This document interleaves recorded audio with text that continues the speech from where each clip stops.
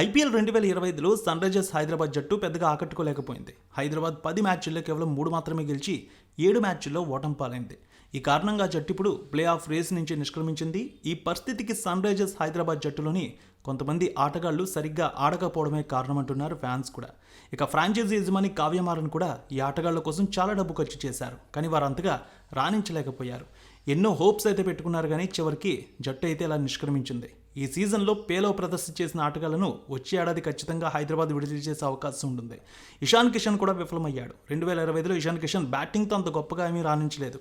ఈ సీజన్లో తన తొలి మ్యాచ్లోనే ఇషాన్ కిషన్ సెంచరీ చేశాడు. కానీ అప్పటి నుంచి ఇషాన్ కిషన్ ఒక్క మంచి ఇన్నింగ్స్ కూడా ఆడలేదు.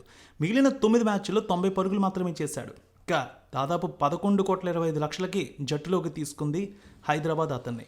తర్వాత మహమ్మద్ షమి కూడా బౌలింగ్ అంతగా ఆకట్టుకోలేదు. మొత్తానికి జట్టులోకి అయితే తీసుకుంది, కానీ షమీని చాలా వికెట్లు తీస్తాడని ఎన్నో హోప్స్ పెట్టుకున్నారు. గెలిపిస్తాడని ఆశతో ఉన్నారు, కానీ మహమ్మద్ షమి సీజన్ అంతా విఫలమయ్యాడు. 9 మ్యాచ్ల్లో 6 వికెట్లు తీశాడు. మహమ్మద్ షమి ఎకానమీ చూస్తే 11 కంటే ఎక్కువ. అటువంటి పరిస్థితుల్లో సన్రైజర్స్ హైదరాబాద్ అతన్ని వచ్చే సీజన్లో వదులుకోవచ్చనే టాక్ నడుస్తోంది. ఇంకా ఆడమ్ జంపా కూడా అవుట్. సన్రైజర్స్ హైదరాబాద్ ఆడమ్ జంపాను 2.5 కోట్లు అంటే సుమారు 2,40,00,000కి జట్టులోకి తీసుకుంది. ఈ ఐపీఎల్ సీజన్లో ఆడమ్ జంపా కేవలం 2 మ్యాచ్లు ఆడాడు. ఈ 2 మ్యాచ్ల్లో కేవలం 2 వికెట్లు తీశాడు. తర్వాత గాయం కారణంగా ఐపీఎల్ నుంచి నిష్క్రమించాల్సి వచ్చింది. హైదరాబాద్ జట్టులో జేషన్ అన్సారీ లాంటి లెగ్ స్పిన్నర్ ఉన్నాడు కాబట్టి సన్రైజర్స్ హైదరాబాద్ జంపాను వదులుకునే అవకాశం కూడా ఉంది. తర్వాత చూస్తే నితీష్ కుమార్ రెడ్డిపై ఎలాంటి డెసిషన్ తీసుకుంటారనేది కూడా ఒక చర్చ. అయితే జట్టుకి నితీష్ కుమార్ రెడ్డిపై చాలా నమ్మకం ఉంది. అతన్ని జట్టు నిలుపుకుంటుందనే ఒక టాక్ కూడా నడుస్తోంది.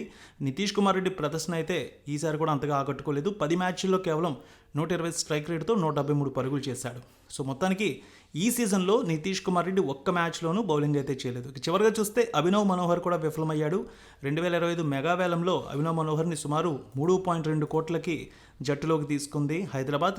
ఇక అభినవ్ మనోహర్ 12 సగటుతో 49 పరుగులు చేశాడు.